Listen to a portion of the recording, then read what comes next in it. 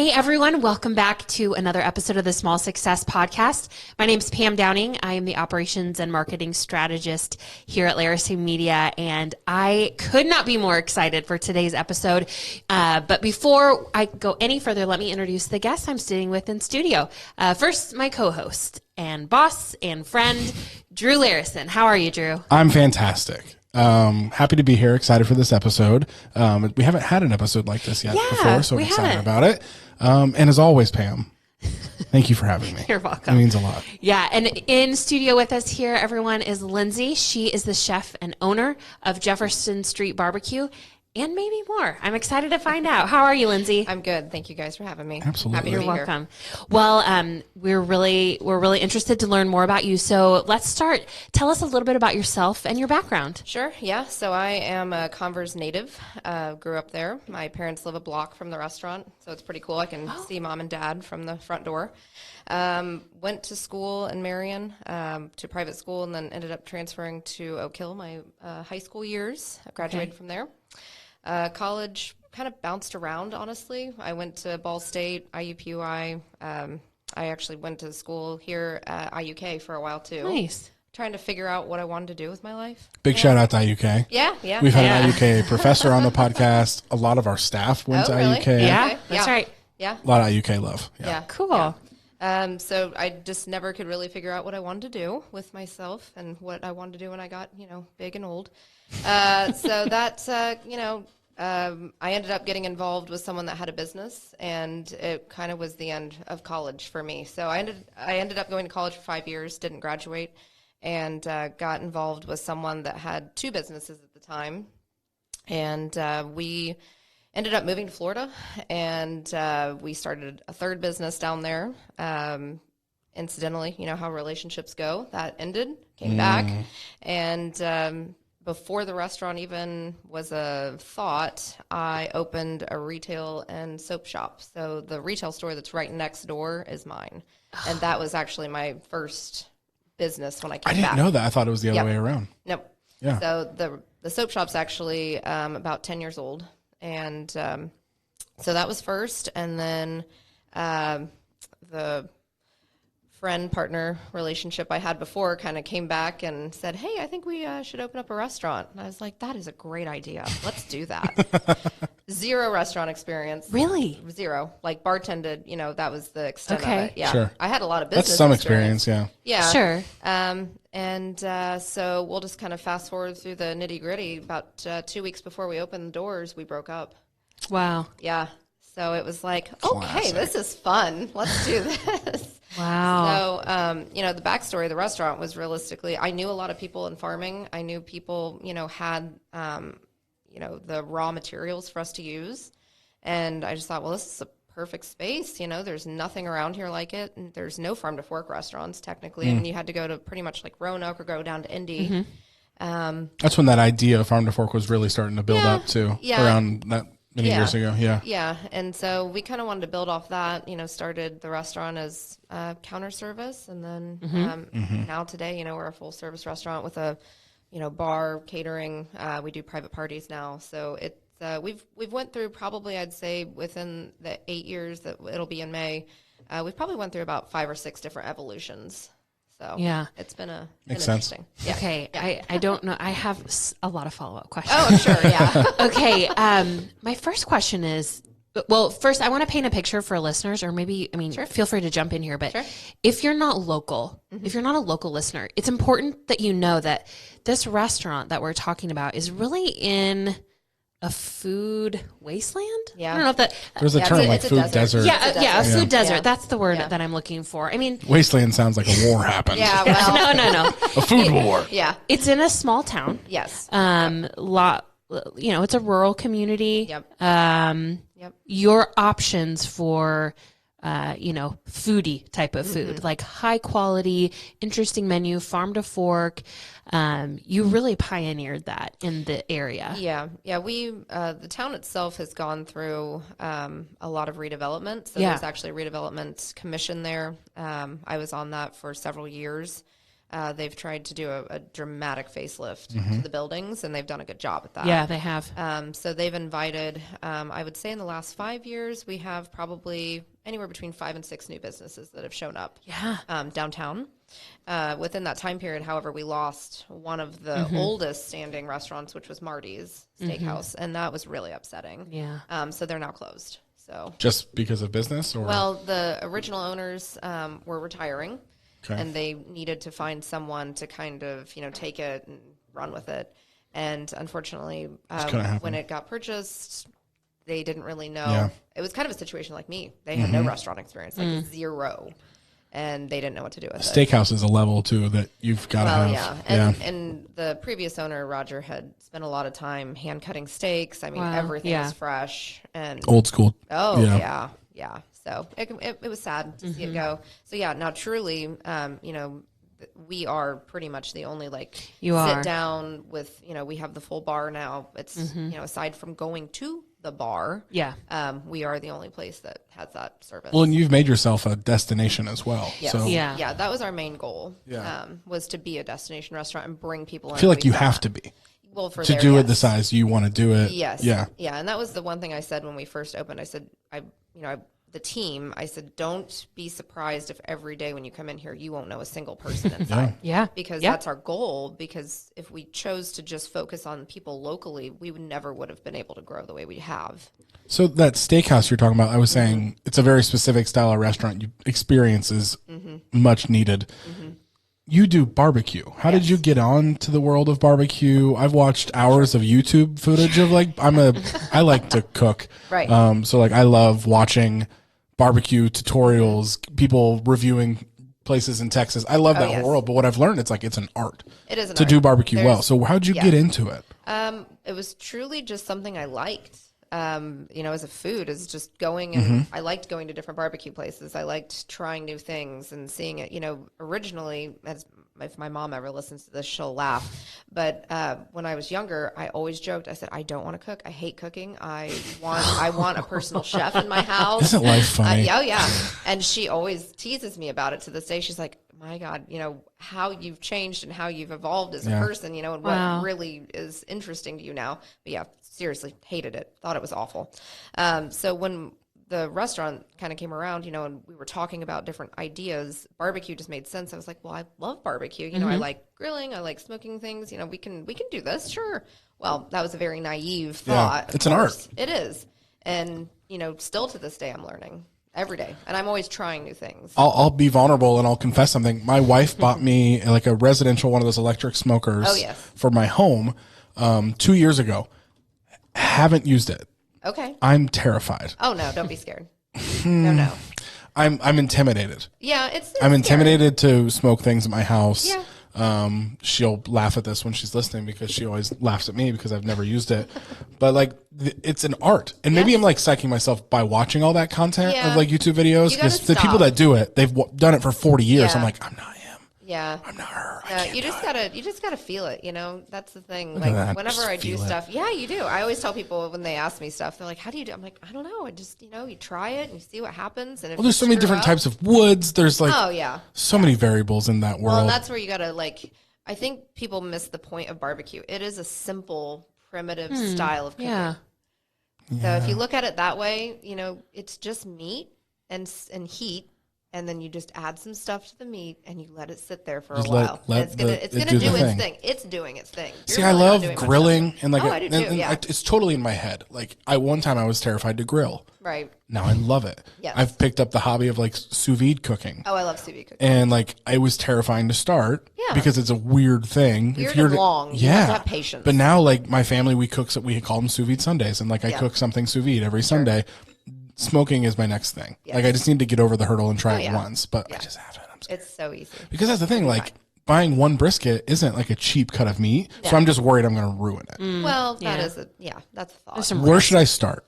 Pork Okay, shoulder. we want to know about your business, but really I brought you here for barbecue tips. We need the tips. Start with. I actually shoulder. brought my smoker with me today. Oh, No, it's in the back. We're going to be moving. We're walking.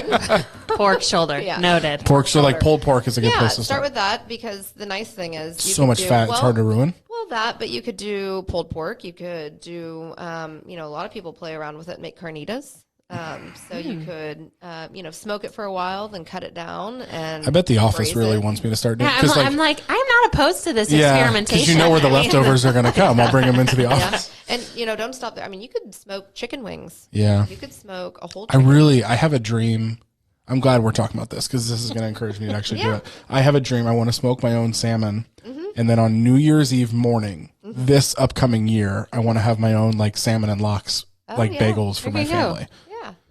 What have you done salmon? Not for the restaurant, I've done tilapia. I'm not Okay. personally Not a big salmon fan. I will literally anything except for salmon. Interesting. Yeah, I know. I'm working on it. So, okay. Sorry, I back to the cooking No, tips. no. I love cooking. I'm enjoying these tips too. Yeah. I'm just like my mind is blown. So you've dabbled in small business. Yep. I think we've painted this picture for listeners. Like for someone to get a similar experience to what you offer, they're driving at least an hour, right? Typically, yes. Typically. And there's people who drive an hour to come see you. Yes. I am just so fascinated. So no restaurant experience other than bartending, which is experience. And then possibly not really this love of cooking. And yet the look rest, at you now. I know, right? Seriously, the food that you create and the experience that you create, I would have never guessed this. Yeah. Yeah. When did everyone that always switch does. happen? Yeah. Well, 'Cause it's a mental about switch. 2 weeks before we opened. Okay. Yeah. I mean, So was the 'cause it partner the cook? No, not Okay. really. We originally had thought, well, we'll just hire in people, Oh, and, sure. So we got the original smoker that we've had about a month before. You still we have it? opened. Mm-hmm. Season the heck out of it. Oh, it is. Yeah, it's great. Yeah. When we got our new one, it was like, oh my God, this is what that thing looked like. It's all shiny. Yeah. New. Yeah. But yeah, realistically, I had a month to figure it out when we first got it, and then 2 weeks was, painful. It's crunch and time. It was crunch time. A lot of sleepless nights. Yeah. And thinking about how it's Sleeping gonna by the fix- smoker. Pretty, pretty much. But yeah, and after that, it kind of just was like, well, this is interesting, and we're here now, so I'm going to make the best of it. Yeah. And I don't know. I just kind of picked it up and ran with it and never stopped. There's something cool about your business too that correlates to every other business owner in the world. Barbecue is one of those things that I've heard, like you never perfect the art of barbecue. Like someone like that guy I was talking about that I watched videos for, he's done it for 40 years. Yeah. He's lived in like the woods of Tennessee. He's like the poster child for barbecue. He's constantly tweaking seasoning or time or temp or always checking. And like, that's so similar to every other business owner. Yes. I mean, I don't know if we were before we started recording, but you said like we've had 5 different revolutions of our business. Right. That's every successful business. There's no way day one and day a million, you're the same business, Sure. right? No. So, I mean, that correlates, people yes. listening, whether you're a barbecue restaurant or not, the art of constantly tweaking And you have your to be recipes. You have to be comfortable with change. Yeah. Well, yeah, which is being comfortable being uncomfortable. Yes. Right? Yep. So that message correlates with every other business, but it's in the food world. Yep. Just constantly finding out different ways and better ways to do it. Exactly. And taking criticism is a big part of that too. Especially in the restaurant world, you get plenty of it, right? Oh, yes. Not saying you have a bad restaurant. that is not how that come out. No, you get tons of it, Yes, don't you know? yeah. No. So that's an interesting kind of route to walk down a little bit. Criticism. When do you know? How do you know who to listen to?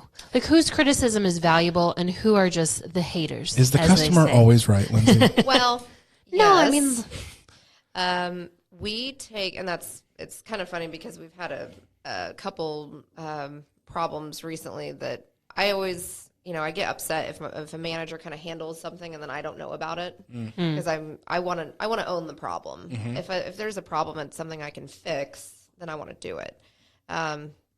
One specific instance that happened recently wasn't actually a food issue. It was a issue with our online ordering system.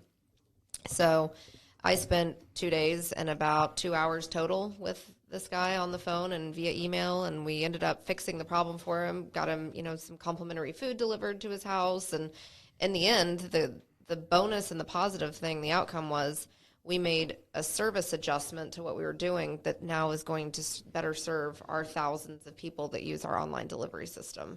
And that's why I want to be personally involved, because there's always something that you can learn, whether it's good or bad. And I like to think that, we take care of our customers really well. And I have a certain tone and voice that I want to use when we do that, when we fix a problem. Like a brand. And I like to be personally involved with that. And I think that some people are out there just to complain. Sure. Unfortunately. Yeah. They, and it doesn't matter how well you take care of them or if you rectified the problem. Even if you rectify the problem, they can still have a problem. Yeah. So, and I'm especially sure on the internet. Oh, on the internet, yes. Yeah, as one of my employees said, the keyboard warriors are out there. That's a good way to put it. Yeah. And I didn't, before all of, when I started, the internet was obviously there and review sites were there. I'd say in the last 3 to 4 years, the majority of people that, give us feedback is through the, the internet and through Yelp or Facebook or however. It's not a come up to you and say, hey, this was really awesome. It's, excuse me, hold on, I got to get on my phone and I'm going to type out my review, and they're standing in front of you. So that kind of personal connection on feedback's gone. Interesting. And so I feel like when we look through reviews and we're trying to fix problems, if there are some, it's, it's a 50-50 shot on whether or not you're going to get it resolved. We see a lot too. The people that are happy are so much less likely to express it than the people that aren't happy. Yeah. Yeah. And I found, personally, if I'm out front in the restaurant on days that I'm not in the kitchen and I'm talking to people one-on-one, those are actually the moments when they're like, hey, this is really nice. I think I am going to leave you a positive review.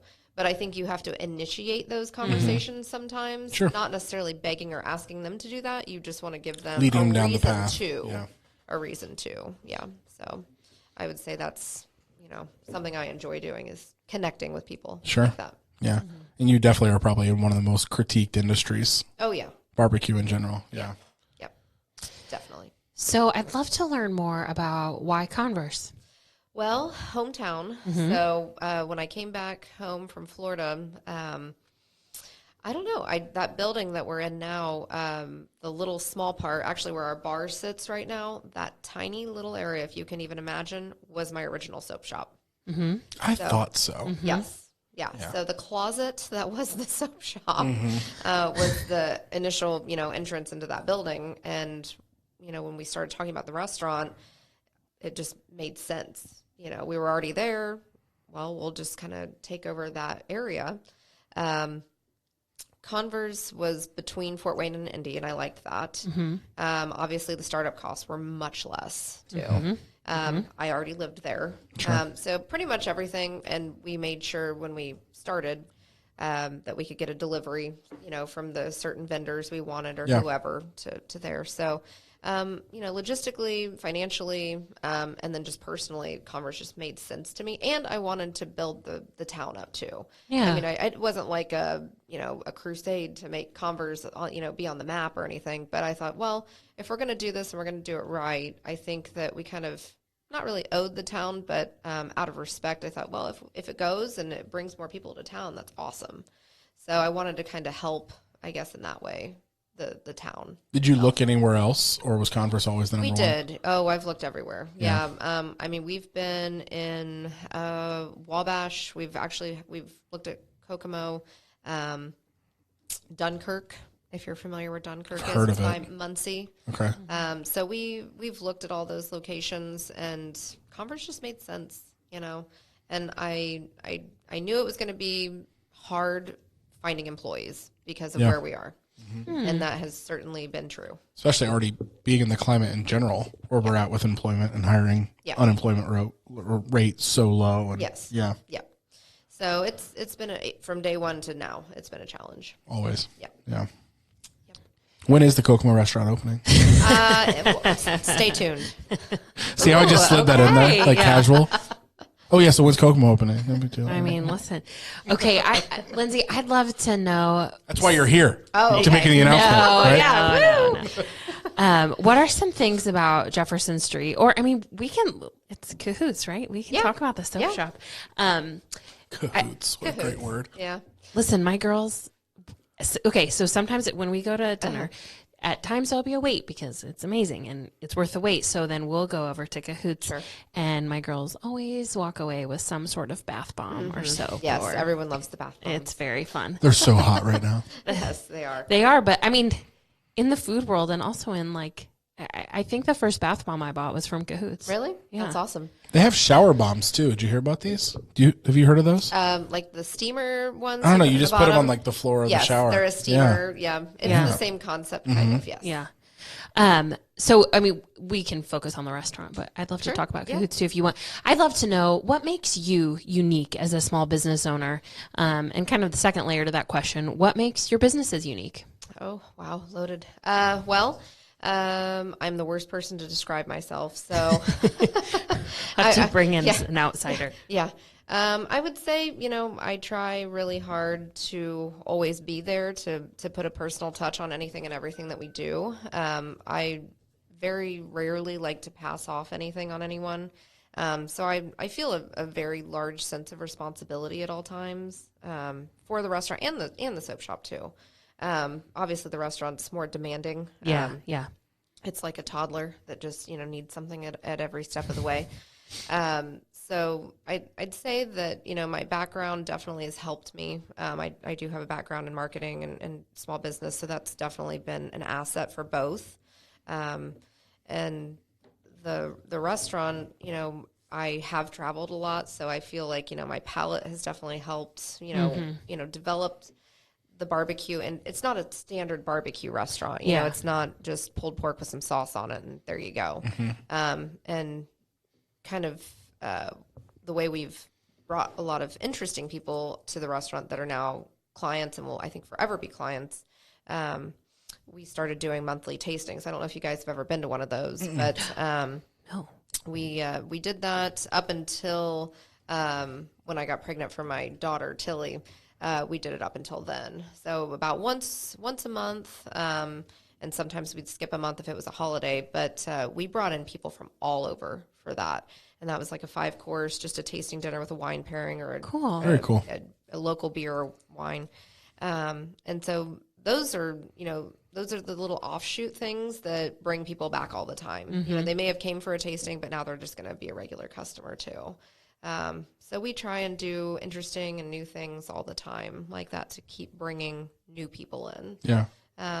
But yeah, so, and the soap shop itself, I mean, have you ever been to a Lush? I'm wondering. Okay. I have. Oh, you have? Yes. Sure. Okay. I'm proud of Very that, proud actually. to I was say, blown away. It was a really Okay. cool experience. Well, before Lush actually was popular here in the States, my mom used to travel to Canada a lot, and she'd take me with her sometimes, and that's how I got to see Lush for the first time was up in Canada. Cool. And so I was probably 10, maybe. Fell in love, obviously. I'm like, Mom, I don't think I can fit all this in my bag that I bought, coming home. And they used to send you these really cool, like, newspaper. They're like an actual newspaper, but that was their sales book. Oh, I thought that was like the coolest thing. Yeah, I ever. researched the heck out of them after I went with my wife one time. Yeah, I've also never washed my hands so many times in a short period of Yes, time. I know. I wanted to try everything. Yeah, oh, yeah. My hands were really clean. Yeah, it's a cool company and a cool concept. So that's actually how the soap shop was born. They're really Out of green, love for correct? that. They Yes. really focus on Inspired by. Yeah. Okay. Yep. Yeah. Not a lot of packaging. Yeah. Minimal How packaging cool. and everything. You probably have these too. I guess I've never went to the soap shop next to the restaurant. But like the huge chunks of soap and you buy it by the pound or whatever it is at Lush. It was really cool. Yeah, we don't actually do that for two reasons. When I first started, I did a lot of fairs and markets, and the no packaging thing did not go well. Oh, yeah. So Sure. we had to start packaging. Yeah. Unfortunately. So Yeah, that's all right. That is so cool. I mean, both of those businesses, Lindsay, really were cutting edge when you started. Like, you were really a front runner of those two things that are pretty popular now. Oh yeah, barbecues everywhere. Yeah, they just did. We're gonna have I think quite a lot of competition as we go into the next few years with barbecue. Oh, there's I feel like there's here. every now and then a new one pops up in Kokomo. Like I was gonna say there's one here in Kokomo that's pretty. They're local based. It's a local barbecue. So We won't give them a shout out. It's fine. yeah, I'm not worried. I'm not worried. We try and be friends, and that's the other thing is we're not. People always are like, how can you be nice to people that are like direct competition? I'm like, well, it's okay. They didn't Barbecue love, baby. They didn't do this because I'm here. They did it because they like it. Yeah. So the more the merrier. Something I kept hearing you say, and what I'm hearing from you is like you are such an owner of things. Yeah, I try.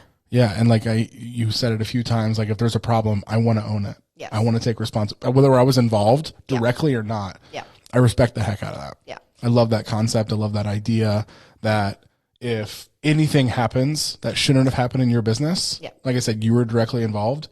You're taking ownership of it. I mean, ownership is one of our core values here at Larisson Media. So I respect the heck out of that. Yeah. And in the restaurant world, there are so many variables flying around at all times where you could probably just walk around and be like, my fault. It just happens because there's so many variables. And your business is made of humans. So those are going to happen. Of course. Yeah. But I respect the heck out of that. Can you talk more into like how you think you got that mindset or how that was developed? Mom. Yeah. Yes. Yeah, no. I feel like your mom should be here. Yes, probably. Yeah, we'd be here for 5 hours. No, my mom actually owned a small business. So when I was growing up, I pretty much was living. You've just been around there. it. Yes. Yeah. So it's not really something she ever said or like be into my head, but it's something that I think is in my head because of her. I always think whenever I get up in the morning, okay, I need to do the most uncomfortable things first. And that's what I typically focus on. That's good. Yeah. I always try and get them out of the way. Get them out of the way. And then the rest of the day is kind of like a party. Like, yes, okay, those are over. Yeah. This stuff I'm doing now is fun. There's a Navy SEAL idea where like some video of this Navy SEAL was like, the first thing you should do when you wake up is make your bed. Right. Like right when you jump out of the bed, the first thing you're doing is making your bed because that starts your brain off of like right when your day starts, you've achieved. Right. Like you've achieved something little, like making your bed, but you did it. Right. And then you can go on from there. Yep. Or like the same people say for like a workout, like an early morning workout, like the first thing you did, what you achieved, something that a lot of people didn't achieve. Go on from there. Sure. Same type of idea. Oh yeah, definitely. Definitely. Yeah. So my mom is, and still is to this day, I mean, just a huge supporter of me. I mean, without her, the restaurant wouldn't be possible. The soap shop wouldn't be possible. She actually makes the candles that are in my soap shop. So yeah, she's like heavily involved. Very cool. Heavily involved. Yeah. Yeah, I love the attitude too of the more the merrier. Yes. It's like there isn't just this limited amount of space and I want the biggest piece of that. It's like there's, especially in the small business community, having that attitude and the approach of like, of welcoming and maybe even encouraging. It's community. It's community. Yeah. And it's not like, I love the attitude. Like, I'm not scared by that. It's actually a great thing. Yes. Yeah. There's a lot, especially when we were looking for our new office. I looked nowhere else but downtown Kokomo. Because where our other office was down here too, but like just this community of people downtown, there's just no other place like it in my opinion. Yeah. And I'm guessing that's similar to what is being built and is in Converse right now. Yeah. Yeah. I'd say Converse is definitely a smaller version of what's happening in Kokomo. But yeah, there are definitely two microcosms that are, happening, and it's a living thing. That's what I always try and tell people. It's a living thing. Nothing is staying the same. It's not static. And there's a lot of people, both Kokomo and Converse, that are trying really hard to continue the growth. Yeah. So it's pretty cool. It's a fun thing to be a part of. Oh yeah, definitely. Yeah. Definitely. It's rewarding. Okay. I want to ask you about some of the challenges that you've had in your business. I mean, feel free to share. You said there were some this morning. Yeah. Oh, yeah. Yeah. And I mean, we can focus on specific challenges or just in general. What do you learn from those challenges when they happen?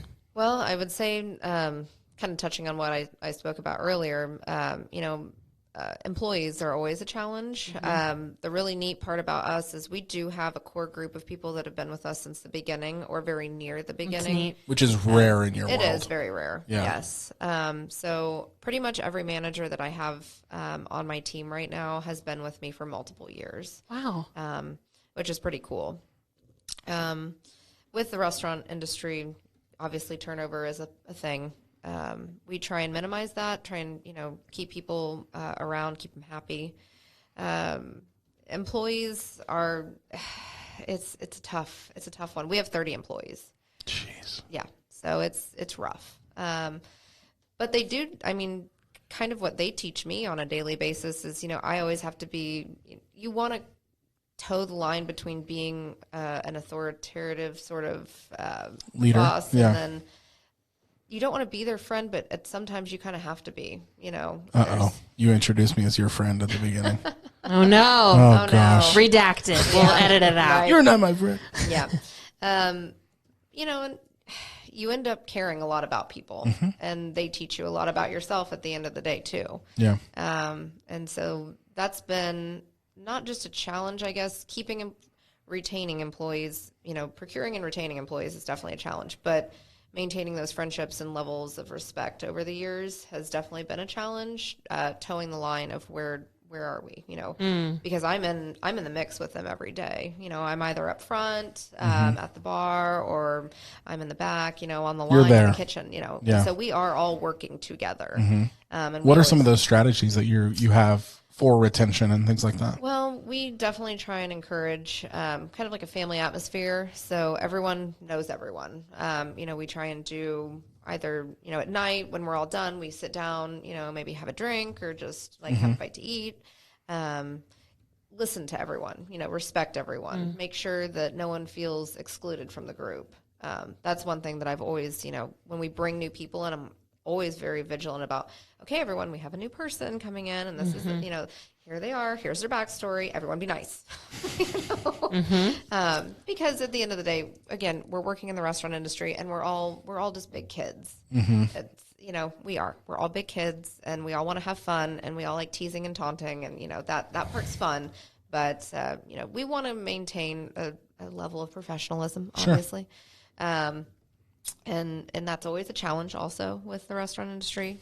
Not everyone thinks that way. So, you bring a good human element. Yeah, we try, we try to do that. A family and human element. You're not just coworkers. No. You're there together. And I'm probably one of the more relaxed, laid back people and understanding as far as owning a business. And, I'm not going to yell at someone in front of everyone, obviously, unless they absolutely deserve it. Take them back to the smoker room. Yeah, right. Yeah. yeah. Where no one can hear their screams. Exactly. Yeah. It's Halloween time. I don't know. I was like, this is taking a dark turn. Yeah. No. Spooky. One of my managers, Heather, she always laughs about it, and if she listens to this, she'll get a good kick out of it. I have a back office outside of the kitchen, and I'll go up to the kitchen sometimes, and I'll be like, "Hey, I need to see you." And she'll come back to the office. She's like, "Oh my God, am I getting fired?" I'm like, "What are you doing Saturday?" I've done that same thing. Yeah, and she's like, "Could you stop doing that?" My people tell me all the time that I'm not good at inflections sometimes when I'm that's speaking. Important. So Please literally come that here. exact same thing's like, "Hey, can you come in my office?" But what really gets them is when I say, "Shut the door." Oh yeah. But then I'm like, "This Hey, was look at this awesome. YouTube video. This video, Yeah. you got to see this." Yeah, I do that for people. Oh yes. Yeah. Freaks them out. Oh yeah. I've learned. It's fun sometimes. It's kind of it's a sick. Are you? I need you to shut the door. Are you a fan of The Office, the TV show? Okay, so this is so funny.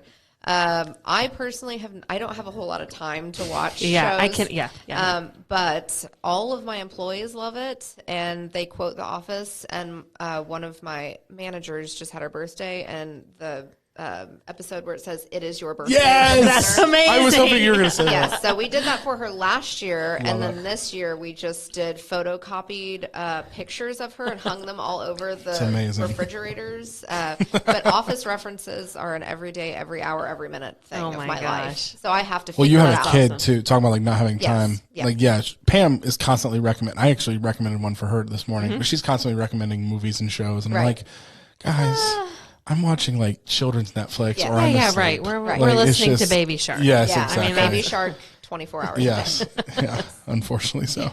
Aaron, my son, just had somehow he got a scratch on his eye. Oh, no. So we were he's fine. But he had to go to the ER because he just wouldn't open his eyes. But so Aaron went to Walgreens and bought him a toy that night, and it was the little Baby Shark.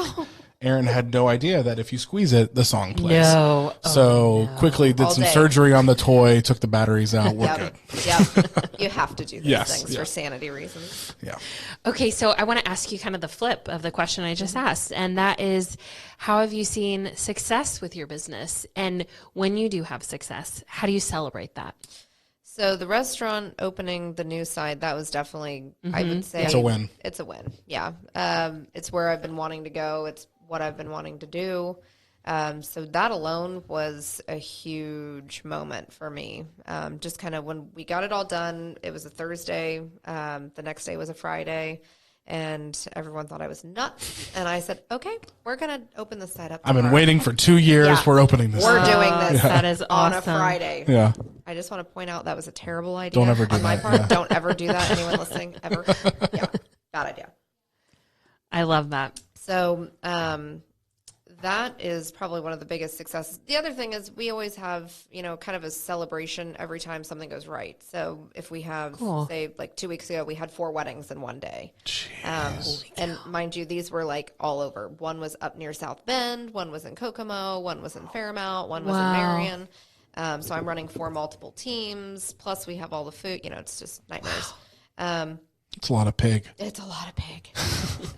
4 weddings of pig. Yes. So when those things happen and they all go well and nothing bad went wrong, we all kind of can come together and be like, wow, we did this and you guys are awesome and thank you. And it's always, I don't ever try and say that I did this. Everyone that's ever interviewed me before, when I say it, I always say we. And they're like, who is we? And I'm like, well, the 30 people behind me, because I sure as heck am not doing all this by myself. And that's, it's a big thing for me. I enjoy my team. My team is my family. My team is, my best friends, and I don't know what I'd do without them. So I remember when I started Larison Media, when people were asking me, I constantly was using like plural pronouns, even though literally it was just me. you. But I didn't want, it was maybe like branding. I didn't want us to look like young and weak, that it was just me. But I remember like I was always conscious of like, no, here's what we're doing at Larison Media. Sure. Well, at that time it was called something else. But yeah, just from the get-go. And people always look like, who's we? I'm like, Aaron? Aaron helps too? Me and my team. And my dogs that sit in my office at home when I was trying to do it. Yeah. I understand. Believe me, it was lonely in the beginning. Yes. I get it. So thinking about other small business owners, and as someone who's, it sounds like if you include those years during college, you have well over a decade under your belt of entrepreneurial experience. Well, you grew up in an entrepreneurial house. Well, too. yeah, you have a lifetime. Yeah. What are some steps that a small business could take, regardless of industry, that would lead them on this path to success? Oh, steps. Well, beginning, I guess if someone was just now starting out, or if they were, kind of young in the game, paying attention, I think, is really a big part of an everyday process for me, just being aware of what's going on. And it sounds silly, but as far as, if I walk in the kitchen and I see something, I'm like, that's not right. We need to fix this. Attention to detail, I think, will get you somewhere no matter what it is, no matter what you're paying attention to at that point in time. Whether it be your, financial statements, or it's your day-to-day operations, or if it's your hiring processes. Just making sure that everything is flowing properly, and dealing with problems as they come, not pushing things aside. I think by nature, I am a procrastinator. I like working under pressure. That's like my favorite thing in the world. So it's, I've had to have a lot of conversations with myself whenever, I'm like, oh, I just want to do this tomorrow. I don't want to do this right now. And I'm like, no, we got to do this. We have to do. And that goes back to doing the most uncomfortable thing at the beginning. I force myself to figure that out. So I think that's, don't be lazy. Do the thing that's awful or uncomfortable. Or, Awful. Yeah. Some things are awful. Some Yeah. things are awful. Calling, someone that was upset about something, Sure. or, dealing with a problem. The other part, I guess, would be, focus on your clients, whether they're a day-to-day customer or they only see you once a year, making sure that you make those connections with your customers often. and make it relevant for them. I would say, when we do any sort of marketing, we try and make it relevant. And I don't like bombarding people with marketing. I think it's ineffective at that point. So making your message relevant and inviting people to come all the time. That's one thing that I've tried to train our staff on is always, when someone's leaving, say, thank you, but also come back and see us soon. You want to always have a welcoming message. So, on a personal level, I would say it's hard to, obviously you guys run a business and if someone was starting out or even if they're in the middle of it, you got to make time for yourself too. Because if you're nothing, then the business is not going to have any motivation and power behind it. Yeah. So that's something I have to work on every day is pulling away. I haven't taken my laptop home in like 2 weeks. Good for you. I know. Wow. It's amazing. So That is amazing. yeah, I just leave it there at my desk. I look at it and I'm like, I'm so sorry. I'll be back. Apologizing to a laptop. Oh, well, I still love you. It's I do, okay. yeah. And is the restaurant open 7 days a week? 6. 6 We're days closed a Sundays. week. Yeah. Okay. What do you do for yourself? What are some things, some self-care? Well, Bath bombs? no, honestly, no. Typically, it's just spending time with my daughter. That alone is precious enough. How old is for she me. now? She's 18 months. Gotcha. Yeah, so she's little Tilly. Yeah, yes. So those, I don't really get to go anywhere a whole lot. So if I ever get to hang out, like my husband and I went to a friend's house last night and they made us dinner. That was pretty cool. So, You'd be an intimidating person to cook for. Yeah. Do you get that? Yeah, sometimes. They cook ribs? No. Yeah, I was like, if you came to my house, I would make like The opposite like of Italian barbecue. food or like Yeah, Asian yeah, food. Yeah. Yeah. No, we had a very nice country style meal. It was nice. Nice. It's pretty cool. Nice. Okay. Would love to just hear any like tidbits or favorite memories or things that you've learned over the 8 years of Jefferson Street or 10 years of Cahoots. Sure.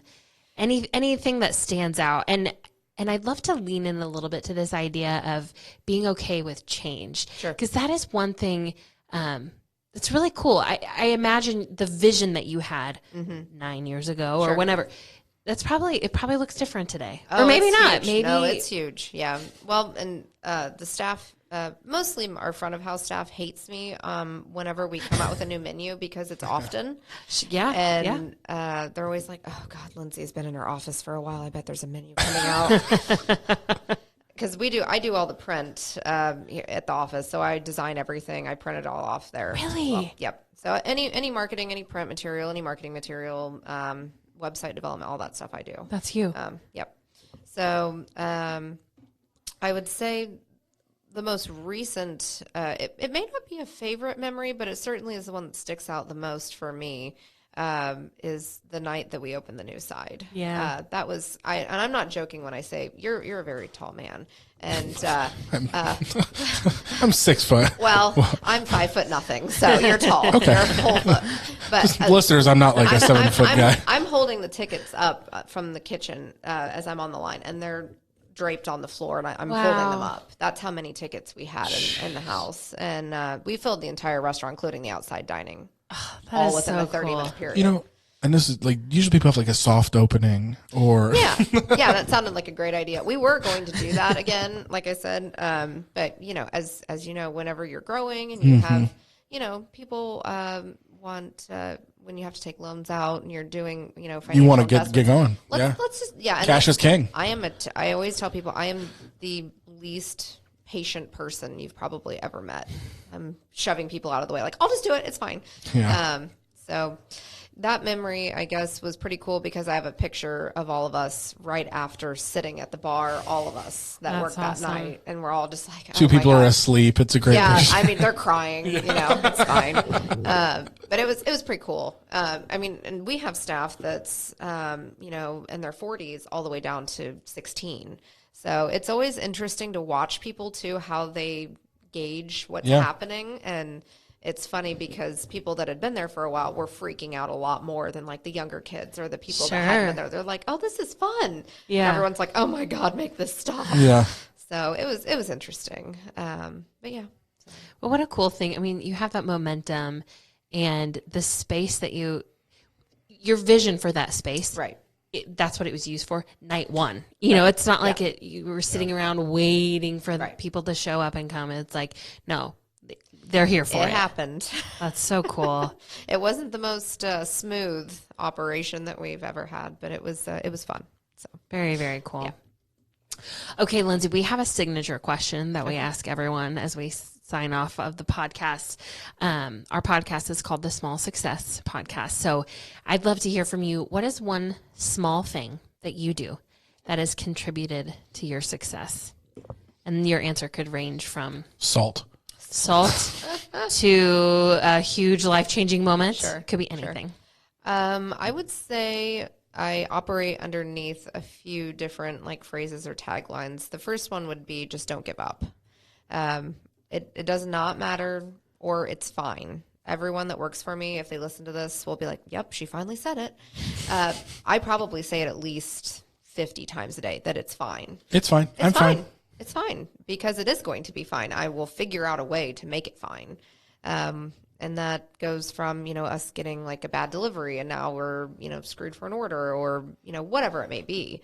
I'll figure it out and everyone just maintain and we're going to go. And the other thing is only time will tell. And that goes back to kind of the change aspect. I like change and I think that evolving as a person and as a business, and even, I thought about this about 5 years ago.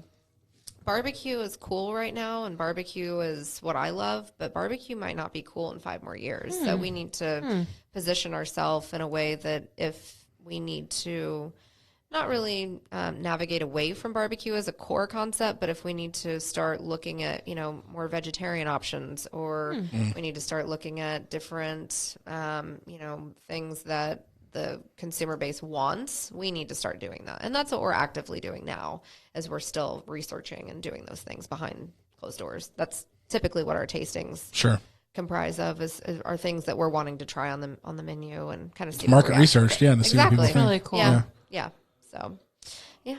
Some keto friendly options when the keto phase Well, yeah, pops we do. up and We all that. have, I actually have 2 staff members that are on keto and they eat at the restaurant every day. So it's pretty cool. Nice. Yeah. Yeah, I'm thinking through the menu right now. I'm like, we can modify that easily. Oh, yeah. Well, Right before lunch too. Yeah. like clear the rest of the day. We'll drive to Converse for lunch. Lindsay, thank you so much for being on the podcast. I feel like we could just keep asking you questions for another couple of hours, but really appreciate you. Really appreciate your leadership in the small business community. Thank you. And really excited to keep an eye on Jefferson Street for what's to come in the next 5 to 10 years. Yes, so we're excited. Listeners, I will link everything below, all the ways you can find Lindsay, all the ways you can find her businesses. Thank you for joining us, and we will look forward to seeing you next time on another episode of the Small Success Podcast.